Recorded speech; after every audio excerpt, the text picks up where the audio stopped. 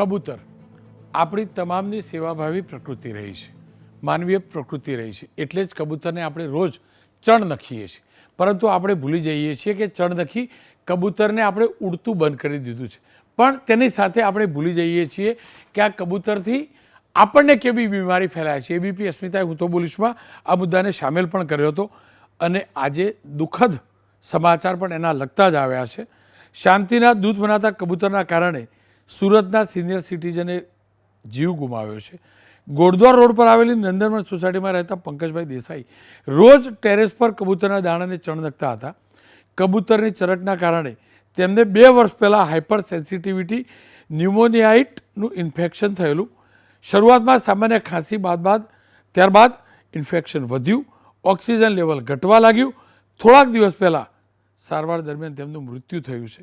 Doctor તરેશ Patel જે એમની સારવાર કરતા હતા તેમના અનુસાર કબૂતરની ચરકમાંથી બેક્ટેરિયા ફેફસા સુધી પહોંચે છે, એલર્જી પેદા કરે છે, જેના કારણે રોગ પ્રતિકારક શક્તિ ઘટે છે.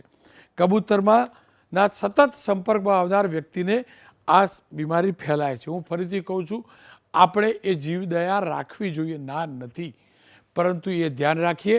કબૂતર પાક ફફડાવે છે ને એમાંથી જે પણ નીકળે છે એ શ્વાસોશ્વાસ મારફતે આપણા ફેફસામાં જાય છે.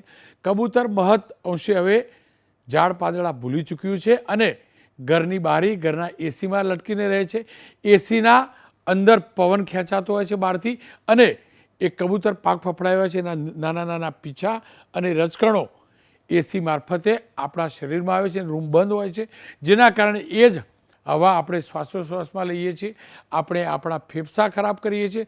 ફરીથી કહું છું, પશુ પક્ષી માટે જીવદયા રાખવી આપણી ફરજ છે, પરંતુ આ પક્ષી જાતે વૃક્ષો ઉપરથી જાતે ફળ અને દાણા ખાવા ટેવાયેલું હતું. આપણે એને આપણું આદિ કર્યું છે. પણ ફરીથી કહું છું, સતર્ક રહેજો. સતત એના સંપર્કમાં રહેશો તો તકલીફ પડશે, તમારા ફેફસાને પણ પડશે. એક વ્યક્તિ આપણે ગુમાવ્યો છે, આપણે આપણા સ્નેહીઓને ન ગુમાવીએ એની સતર્કતા રાખવી તમારા હાથમાં છે.